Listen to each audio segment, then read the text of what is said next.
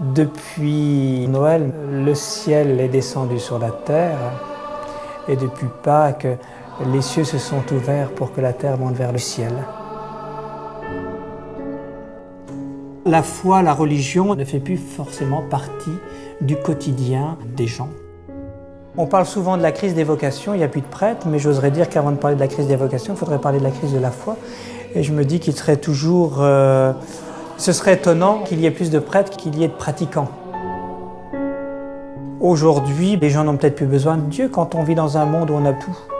On a les loisirs que l'on souhaite, on s'habille comme on veut. Qu'est-ce que Dieu peut m'apporter de plus, au fond? Si ce n'est qu'il m'obligera à me lever le dimanche matin pour aller à la messe, alors que comme je travaille toute la semaine, j'aurais quand même besoin de mon dimanche pour me reposer. Mais ce que le monde a oublié, c'est que la société propose un bonheur éphémère, alors que Dieu propose un vrai bonheur et donne sens à une vie. Et c'est là que je me dis, ben voilà, la différence entre la société et Dieu, c'est qu'il ne propose pas le même bonheur.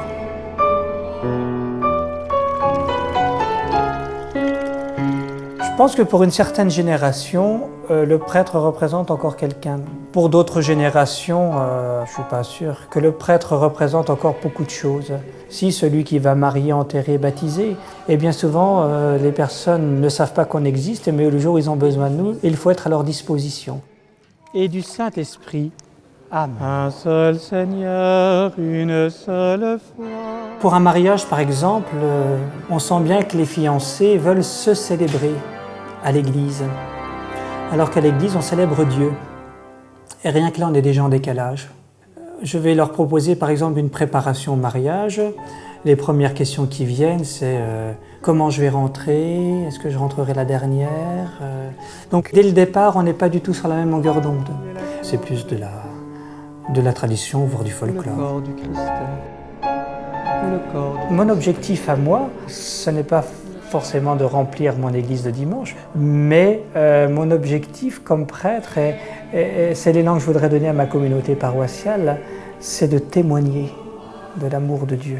Comme je crois un couple vit au quotidien ce qu'il a à vivre, ben moi je vis avec Dieu au quotidien. Je n'ai pas forcément eu de coup de foudre dans mon adolescence pour une personne, mais je suis tombé amoureux de Dieu, je crois. Oui. Rendons grâce au Seigneur notre Dieu. C'est cette présence de Dieu et à chaque instant dans ma vie. Nous devons vivre au quotidien ce désir du ciel. Rien ne sera comme avant. Parce que nous tendons vers un monde nouveau, tout en restant soi-même. Et je crois que ce monde nouveau, on le crée déjà au quotidien. Donc, Amen.